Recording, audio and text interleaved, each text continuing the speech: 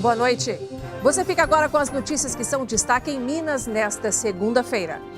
Confusão em baile funk realizado em Rua de Belo Horizonte, que reuniu mais de 10 mil pessoas. A polícia mandou parar o show, mas os organizadores não obedeceram.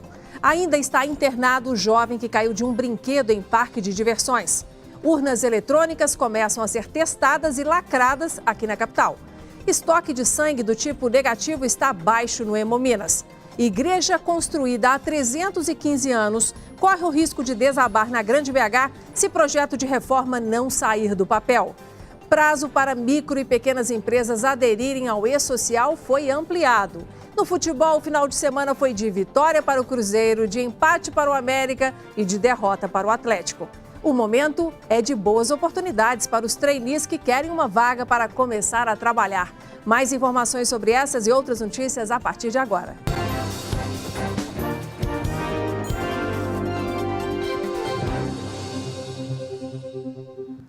Quatro pessoas foram presas suspeitas de cobrar entrada de um baile funk na região do Barreiro, aqui em Belo Horizonte, que havia sido autorizado pela Prefeitura da capital porque seria um evento beneficente. Pelo menos 10 mil pessoas participavam desse encontro, número maior do que o previsto no alvará.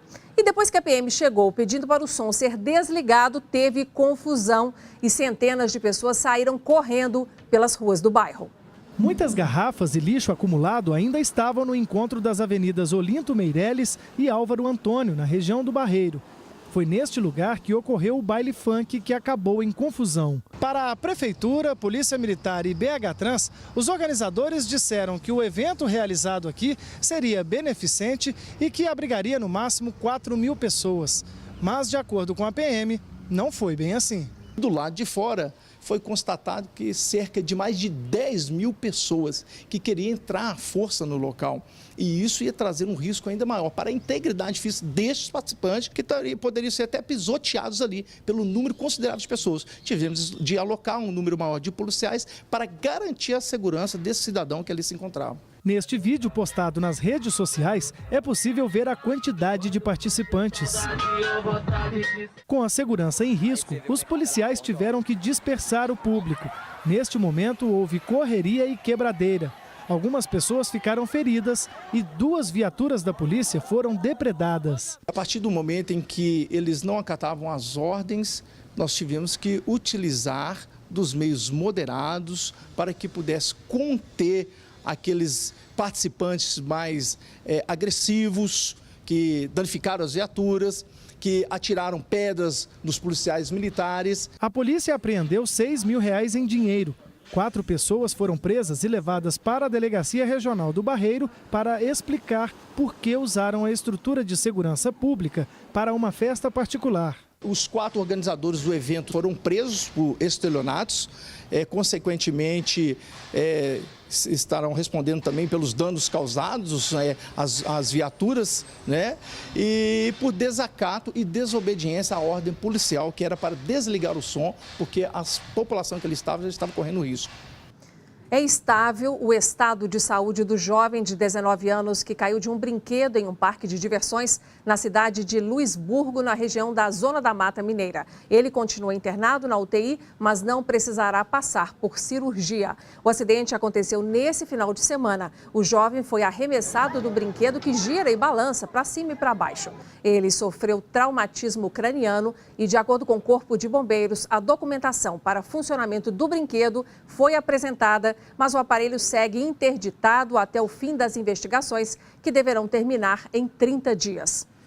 As urnas eletrônicas que serão usadas nas próximas eleições aqui em Minas começaram a ser testadas e lacradas hoje. O TRE garante que em 22 anos de uso desse sistema, as urnas já provaram que são à prova de fraude.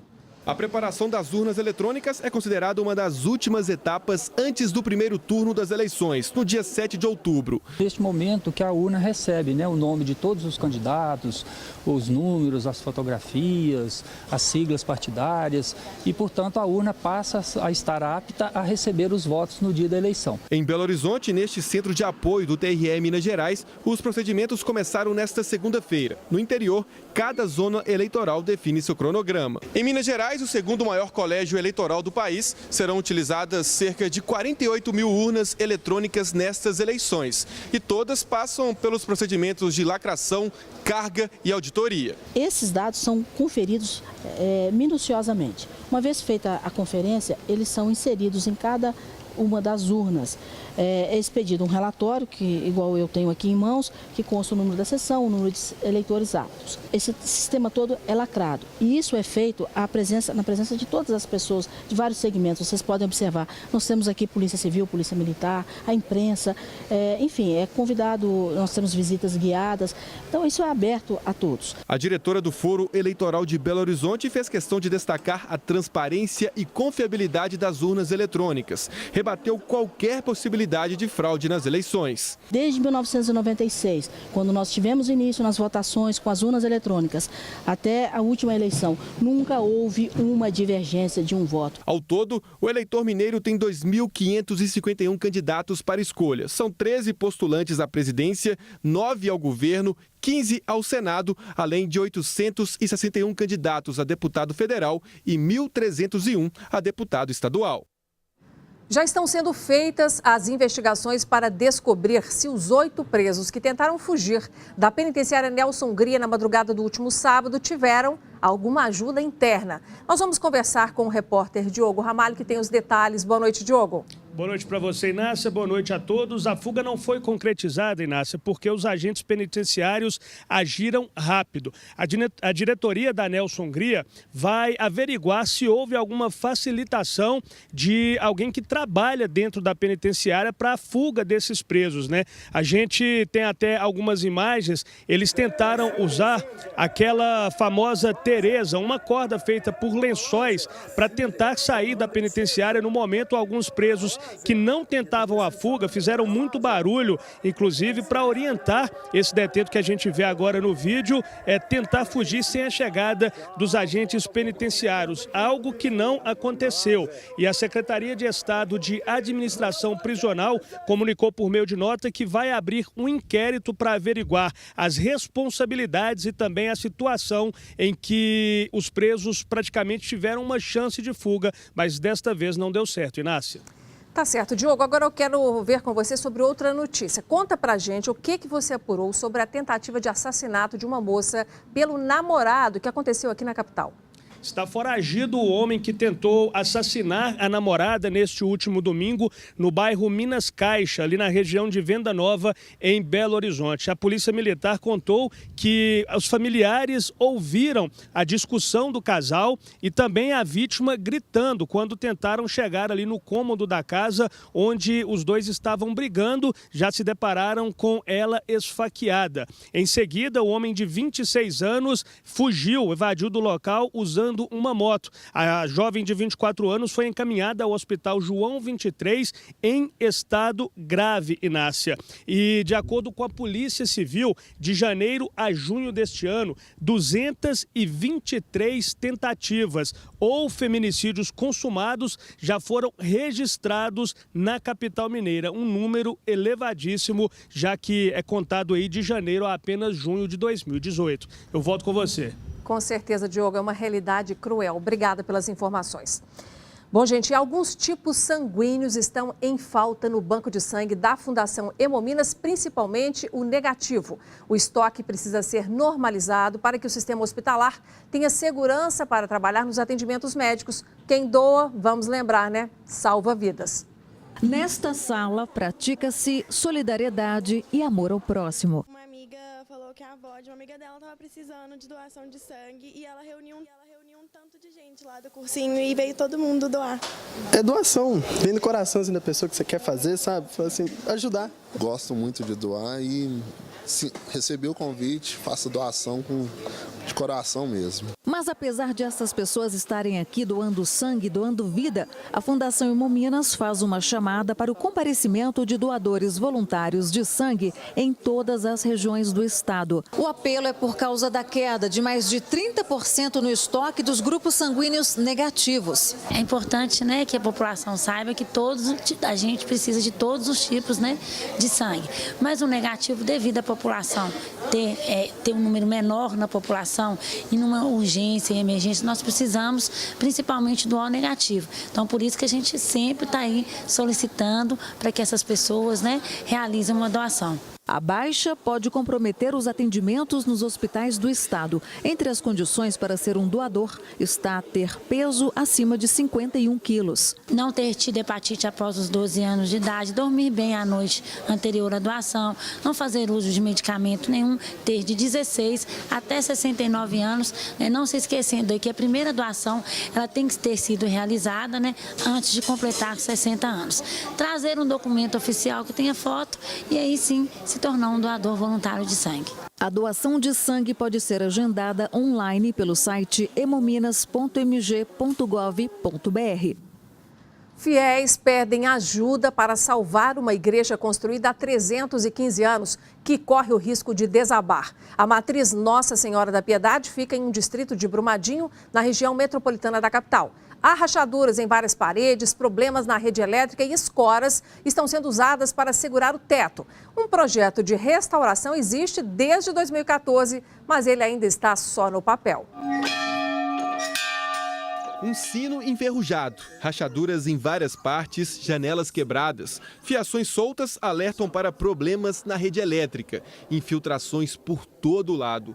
Esta é a realidade da Igreja Matriz de Nossa Senhora da Piedade, no distrito de Piedade do Paraopeba, em Brumadinho. A gente nasceu e criou aqui, a gente tem raiz aqui e hoje a gente vê a situação da igreja aí decadente, quase caindo. É triste pra gente. A situação é precária. Essa escória teve que ser colocada para segurar o teto da igreja. Entre os fiéis existe o medo do templo desabar. Eu fico olhando as goteiras, sabe? As goteiras, tem hora que a fiação começa a dar uns tiques de fogo.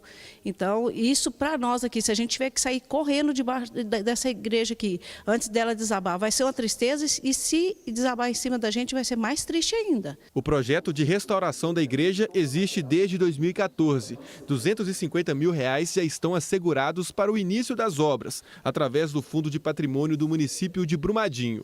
Mas por problemas na elaboração do edital, os trabalhos no templo não começaram. É o descaso total, né, das nossas autoridades, tanto por parte da Prefeitura de Brumadinho como também da Arquidiocese, né? Não adianta falar que está acompanhando, falar que está fazendo, se o que a gente está vendo e a comunidade, né, todos estão presenciando o estado de abandono da igreja, né? Nós não podemos esperar mais. Fundada em 1713, a Igreja Matriz de Nossa Senhora da Piedade é uma das construções mais antigas de Minas Gerais. É considerada um marco na ocupação do estado e uma referência no ciclo do ouro. Um local de muita história e símbolo de orgulho para os moradores aqui do distrito. Nós perdemos muito da nossa história e a gente não quer que este restinho da história que nós temos, que ainda a gente pode mostrar, ainda a gente pode contemplar, a gente perca ela. A gente não quer que essa igreja vire o que virou o Museu Nacional no Rio de Janeiro, que amanhã ela possa virar cinzas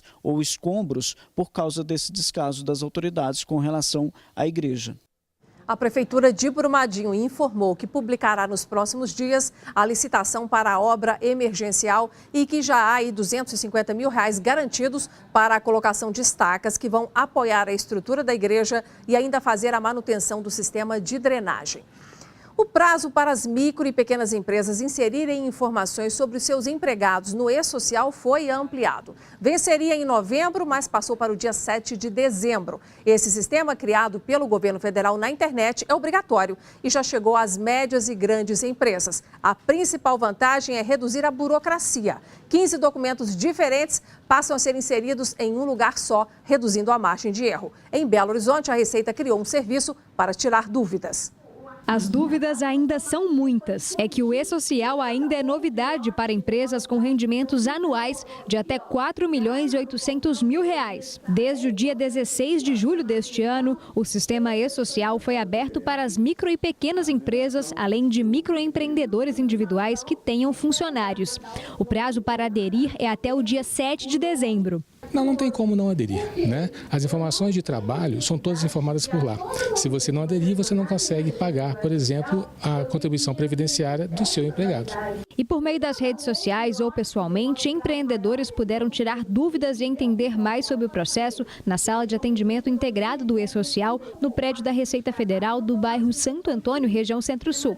As palestras acontecem todas as segundas-feiras até o fim do ano e as inscrições são feitas pelo site portal.esocial.gov.br. O E-Social em si, ele não nos traz problema. Os empresários que agora são obrigados a cumprir a legislação no prazo, da forma correta. Então, é a cultura da empresa que é o problema maior. O E-Social substituirá 15 processos diferentes de prestações de informações ao governo. É que, com tantas guias, erros de preenchimento se tornaram comuns, trazendo prejuízos aos trabalhadores. Por exemplo, se a empresa presta uma informação errada numa RAIS, que é de responsabilidade do Ministério do Trabalho, ele não consegue receber o seu abono do PIS/PASEP. A empresa tem que retificar. Como é social isso de forma centralizada, vai simplificar e ele vai conseguir buscar esse direito. Ainda não apareceu para retirar o prêmio o mineiro que acertou sozinho os 6 números da Mega Sena em sorteio realizado no final de semana. Esse sortudo mora em Itaguara, na região metropolitana de Belo Horizonte. De acordo com a Caixa, o vencedor fez uma aposta de R$ 3,50 e ganhou mais de 21 milhões de reais. Ele tem até 90 dias para retirar o prêmio em qualquer lotérica. E a seguir, a rodada do final de semana no Campeonato Brasileiro. O Cruzeiro venceu o Palmeiras, o América empatou com o São Paulo e o Atlético perdeu para o Flamengo.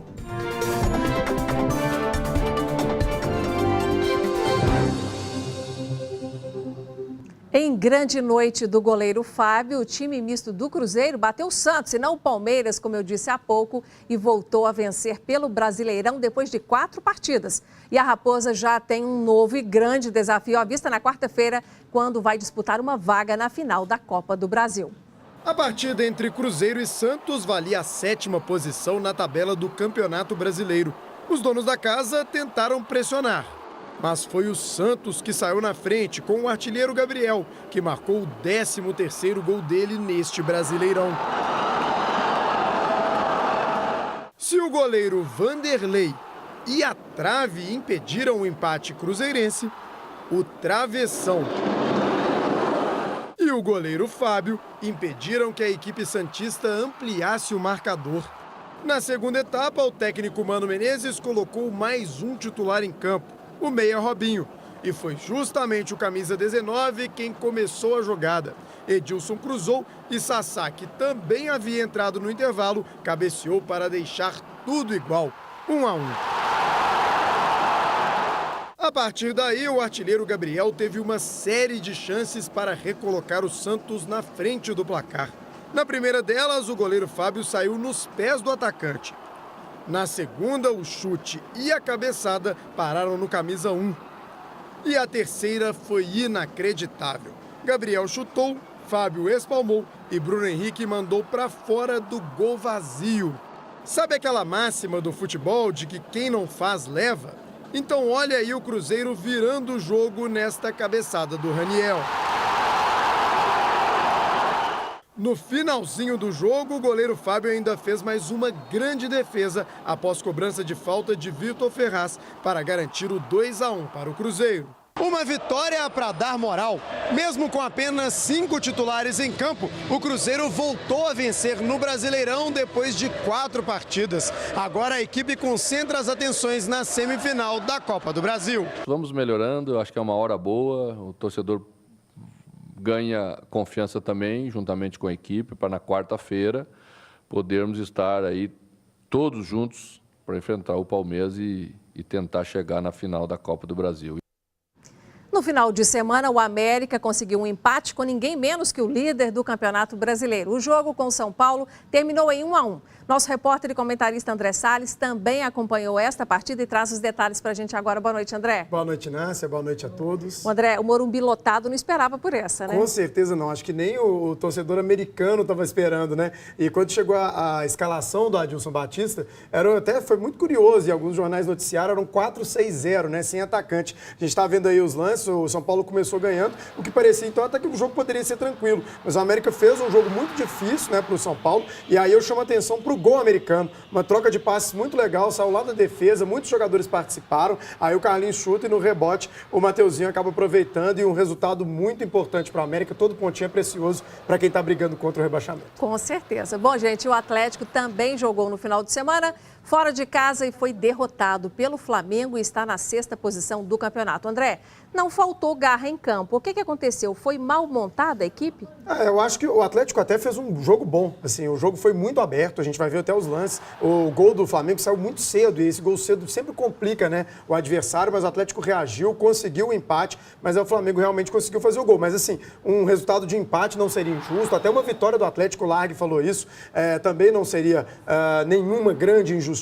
Acho que qualquer uma das equipes poderia vencer, mas de fato o Largue tem mexido muito no time, tem mexido muito no meio-campo, e aí algumas mexidas que a gente nem sabe se ele tem tanta convicção assim. Por que eu falo isso? Ele colocou o Tomás Andrade em campo e na própria primeira etapa já acabou substituindo esse jogador. Então será que ele tinha realmente confiança nele ou foi uma mudança que ele viu que seria necessária, né? Fica a pergunta. É isso então, fica a pergunta e a gente tem mais um assunto para tratar com o André, que é o seguinte: o meio atacante do Cruzeiro, o uruguaio Arrascaeta, não levou o prêmio da FIFA de gol mais bonito do mundo em 2018 em cerimônia realizada hoje na Suíça. André, o Salah da seleção do Egito é que ficou com a vitória, né? Exatamente. O Salah fez uma temporada muito boa, inclusive foi um dos jogadores que disputou aí melhor jogador do mundo, enfim. Esse é o golaço do Arrascaeta, mas vale lembrar que é uma votação popular, né? O pessoal do Egito deve ter votado bastante, os torcedores do Liverpool também, e aí deu a melhor para o Salah. Modric, melhor jogador, Deschamps, melhor técnico, Marta ganhou de novo. Então, esses são os resultados da FIFA. Tá certo. Obrigada, André, por hoje. Amanhã você volta. Valeu.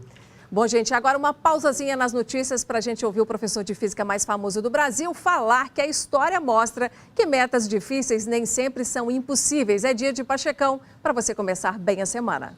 Meus queridos, ao ser alertado por um de seus generais de que seu plano era impossível, Napoleão Bonaparte respondeu: impossível é uma palavra que só existe no dicionário dos imbecis. E dando uma olhada rápida para o passado, confirma que Napoleão sabia do que estava falando.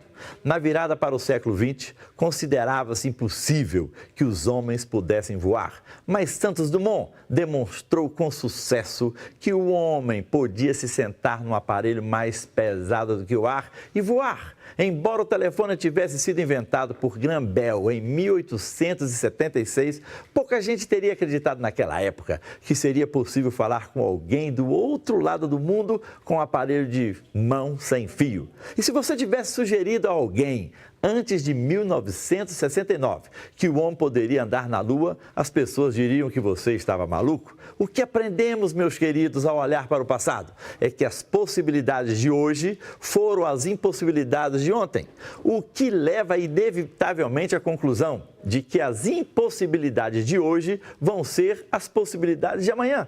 Agora, aqui entre nós, quais são mesmo os seus sonhos? Realizá-los pode parecer improvável, mas não é impossível. O mundo pertence aos destemidos e obstinados como nós. Jamais desista, só se vive uma vez. Falou legal? É isso aí. Bye, bye. E você vai ver a seguir que jovens recém-formados estão tentando aí uma vaga para trainee em grandes empresas.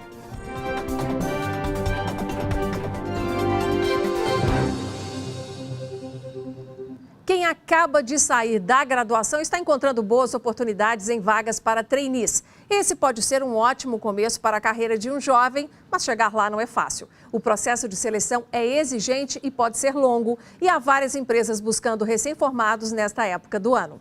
Este grupo de jovens recém-formados foi criado há 4 meses. Eles fazem parte de um programa de trainee e estão numa fase de conhecimento da empresa. No primeiro mês, eu conheci um pouco da minha área fim. Depois eu comecei a fazer um job, como se fosse um job rotation. Passei em Porto Alegre, Ribeirão, Curitiba. Passei desde produção ao crédito. Igor foi um dos 23 selecionados em meio a um universo de quase 30 mil candidatos. Formado em engenharia, ele já estava de olho no mercado da construção civil. Tem um plano de carreira bem definido, os salários são mais atrativos também para quem está terminando a graduação, que está se formando. Então tudo isso aí enche um pouco os olhos da gente. O trainee é o profissional que normalmente tem entre 20 e 30 anos. Diferentemente do estagiário, ele precisa já ser formado, mas não com muito tempo. o mercado prefere aqueles que saíram da universidade há no máximo uns 2 anos. Lipe ingressou num programa de trainee em fevereiro do ano passado. 6 meses depois de terminar o processo, ele já ocupa o cargo de gerente de projetos. Foi um desafio, mas eu já estava sendo preparado para isso, então durante o programa a gente tinha alguns treinamentos, tinha mentoria também de algumas pessoas-chave da empresa que já davam algumas dicas, já deixavam claro para a gente quais desafios que a gente ia enfrentar. A cada ano, as empresas têm apostado mais neste perfil de profissional.